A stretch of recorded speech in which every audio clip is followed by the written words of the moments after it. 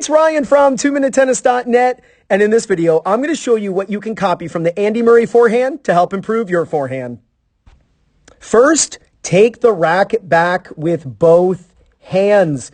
This is exactly what Novak Djokovic does. The non-hitting hand stays on the racket past the head. This creates a coil and allows you to then uncoil later on in the shot.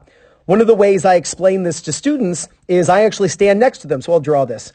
I stand next to them and I, hold my racket out and I put the racket right about there and I ask them to take their racket with both hands over my racket. So I stand next to the student with my racket sticking out and they have to take their racket up and over my racket with both hands. If you're a coach, just have your students practice that.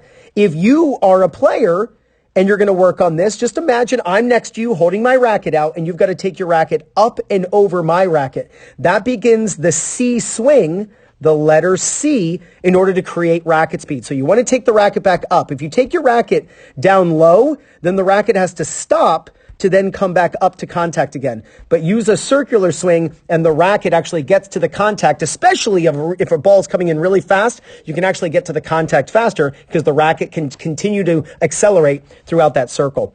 Now, as the racket begins to drop, you can see his body is dropping too. Look at his head. His body is sinking down. He's about to use his legs to help get under that ball. And notice his racket is closed. Notice his strings are pointing down. Now he has a bit of lag in his forehand, and you can see that from his forearm and his racket.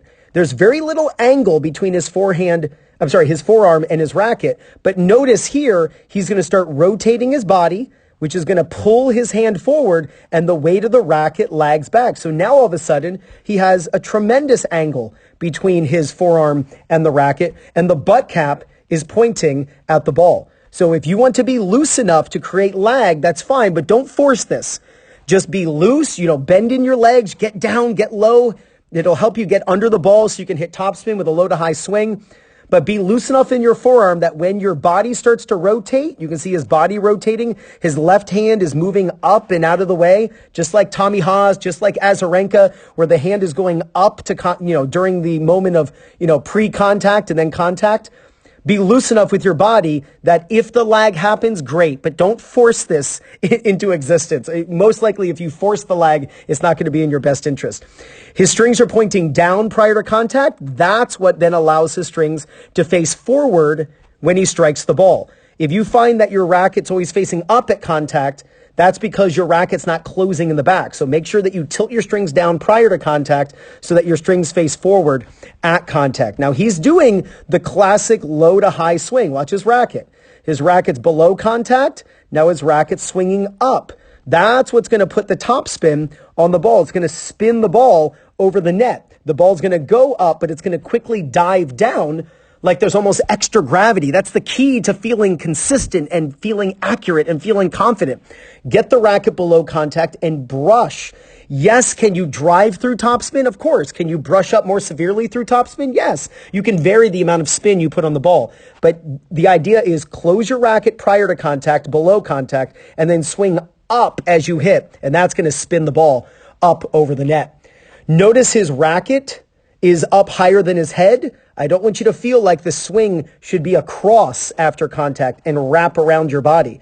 Go up after you hit the ball. And you look at Nadal and he continues to do this and the racket goes up over his head, where you'll see Andy Murray drops the racket down, down by his hip. But the idea is the upward swing is very similar at this point. So don't feel like going down is going to put more topspin on the ball, that windshield wiper idea. Just continue to go up. I promise you, you're going to be more consistent with it.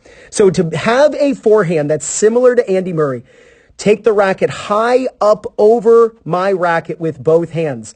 Sink down with your legs so you can press up as you're about to hit the ball. But first you got to sink down. Drop your racket down by close the face so that you can swing up, brushing up the back of the ball. Have your non-hitting hand rising. You can see his non-hitting hand is rising, leading up to contact. Swing low to high, brushing up the back of the ball and extend up higher than your head after contact. And if you go If you continue going up above your head, great. If you drop the racket down, great. But get to this point, that upward extension after contact. You do these things, I promise you're going to gain confidence, win more matches, and play much better tennis. This is Ryan Reedy from 2minutetennis.net. You got this.